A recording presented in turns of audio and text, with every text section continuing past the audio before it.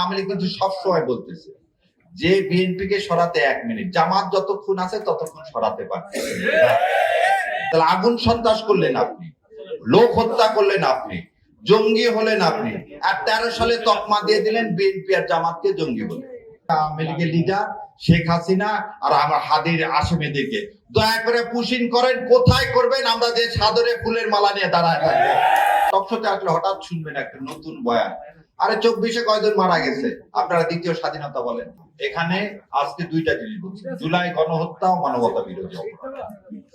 বাংলাদেশের ইতিহাস না 47 থেকে এ পর্যন্ত যদি কোনো দল রাজনৈতিক সাংস্কৃতিক ভাবে জঙ্গি হয়ে থাকে সেই দলের নাম বাংলাদেশ আওয়ামী লীগ।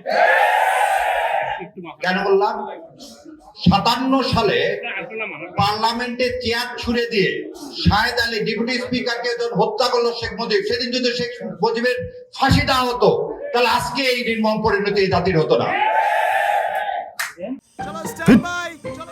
লাইফে কোনো কিছুর গ্যারান্টি নাই, তাই ইন্স্যুরেন্স করুন সিটি ব্যাংকে, কারণ ইন্স্যুরেন্স করলে সিটিতে সুরক্ষা পাবেন নিশ্চিন্তে। 2004 সালে ইন্টারকন্টিনেন্টালের সামনে বিআরটিসি বাসে গান পাউডার দিয়ে নানক এবং মির্জা আব্বাস মির্জা আজব গান পাউডার দিয়ে 22 জন লোককে হত্যা করলো। সেদিন যদি আওয়ামী লীগকে বিচার করে এই জঙ্গি সংগঠন হিসাবে এদের বিচার করা হতো, তাহলে আমার সন্তানেরা এই যে যাদের বাবারা এখানে এসে যে অধরে পানি ফেলাচ্ছে, এটা হতো না।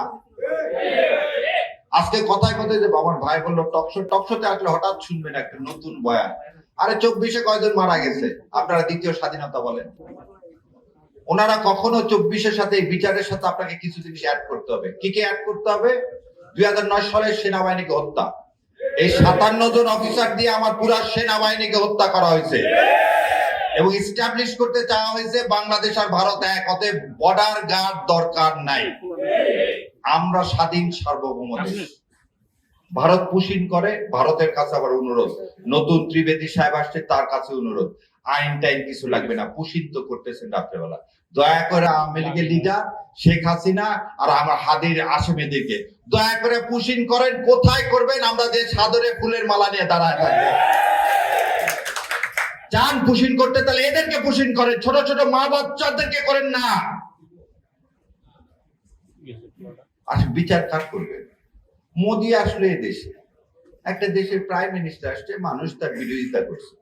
আপনি পাখির মতো সেদিন 2023 সালে ব্রাহ্মণবাড়িয়াতে 23 জন মানুষকে মেরে ফেলে দিলেন।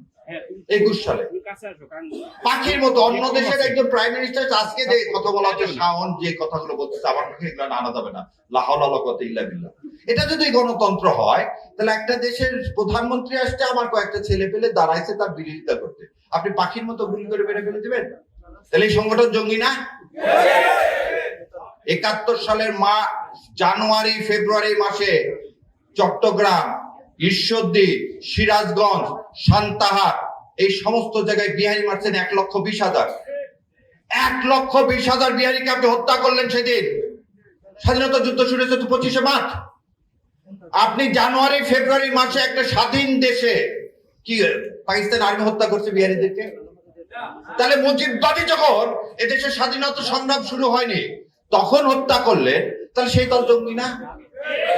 তাহলে আগুন সন্ত্রাস করলেন আপনি, লোক হত্যা করলেন আপনি, জঙ্গি হলেন আপনি, আর 13 সালে তকমা দিয়ে দিলেন বিএনপি আর জামাতকে জঙ্গি বলে। এটার মানে হচ্ছে মিথ্যাচার, আর আওয়ামী লীগ মানে হচ্ছে মিথ্যা। আওয়ামী লীগ মানে মিথ্যা। তো স্বাধীনতা যে নিয়ে যে মিথ্যা করছে, আজকেও তারা সেই মিথ্যাটাই চালা যাচ্ছে। এবার দ্বিতীয় কথা, বিএনপির এই জুলাই সনদ বাস্তবায়ন ছাড়া কোনো উপায় আছে কিনা? আমার মতে নাই। শুনেন, বিএনপি একটা কথা বলতে, বিএনপি করতে চাইলেও আওয়ামী লীগ হতে পারে, বিএনপি চাইলেও আওয়ামী লীগ হতে পারে। তত্ত্বাবধায়ক সরকারের দাবি আমরা করছিলাম, এক রাতের মধ্যে মেনে নিতে বাধ্য হয়নি। আমার বিশ্বাস বিএনপি মেনে নিবে। আমি আবার বলে দিচ্ছি, কারণ তার মেনে নেওয়া ছাড়া কোনো উপায় নাই। তার একটা উদাহরণ দিই, নোয়াখালীতে ছাত্র দলের ছেলেপেলে যখন মার খাচ্ছিল, শিবির যে এসে দাঁড়ালো আর মার খাওয়া বন্ধ হয়ে গেল। সো বিএনপি জানে, আওয়ামী লীগ কিন্তু সবসময় বলতেছে যে বিএনপি কে সরাতে 1 মিনিট, জামাত যতক্ষণ আছে ততক্ষণ সরাতে পারছে। এই উপলব্ধি করে ওনারা যে নাটক করতেছেন, কি সংশোধনের নাটক, এই নাটক ওনারা বন্ধ করবে এবং এটা আমার বিশ্বাস এটা বন্ধ করবে। কিন্তু বন্ধ করে তারা জুলাইয়ের মধ্যে আসবে না, কিন্তু সেটা কত দিনে এই কত দিনের মধ্যে কি আমরা জুলাইকে হারায় ফেলে দেব? সেই জন্যই আমার একান্ত অনুরোধ, মাননীয় বিরোধী দলীয় নেতার আমার ভাই যেটা বললেন, চলেন গণ আদালত করি। ওনারা যদি গণ আদালত করে মিথ্যা যদি এদেশের মানুষের কাছে স্থাপন করতে পারে রাজাকার বলে, আমরা এবারে সত্যটাকে স্থাপন করি, আওয়ামী লীগের বিচার করি গণ আদালতের মাধ্যমে। ধন্যবাদ আপনাদের সবাইকে। আসসালামু আলাইকুম ওয়া রাহমাতুল্লাহি ওয়া বারাকাতুহু।